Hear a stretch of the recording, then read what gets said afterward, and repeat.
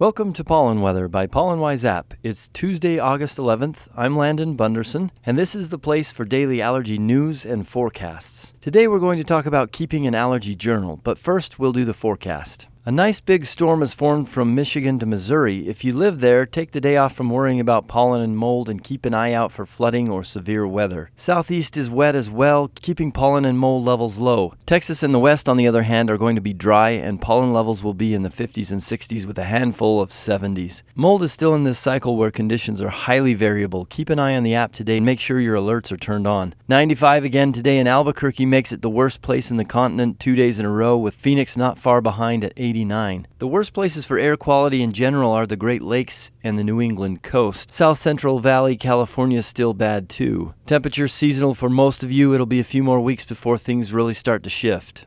One of the frustrating things about allergies and allergy asthma is the feeling that you aren't in control. An attack can come at the worst time or feel like it came out of nowhere. But have you ever stopped to wonder if the allergy attack could have been predicted or even avoided? Bad allergy days can definitely happen purely out of bad luck, but just as often an allergy attack could have been predicted. Think about some of the fun outdoor activities you have done this year. Maybe it's a camping trip or an outdoor concert or just a stroll through a mountain town, popping in and out of little shops. When you planned that activity, did you stop to think about whether it was going to be in the middle of your allergy season? If you're like me, you're only thinking about allergies if you happen to be suffering from them at the time of planning. If you're better than me, you might have stopped to think about whether the activity date was going to be in the middle of allergy season. But try this exercise. Think about your worst allergy season, whether it's spring, fall, or some other time. Can you remember which month is your worst month? Was your worst week of the month the first week, the last week? Do you remember? If you don't, this is a good reason to start logging your symptoms. At a minimum, you should keep track of your symptom severity, the time of day, and the day you were suffering. Good notes can reveal to you all kinds of patterns about when and where you're suffering. The calendar of suffering you build can help you to know whether to plan that camping trip in October, and it can also help you realize that every time you drive past that mushroom farm, you feel miserable.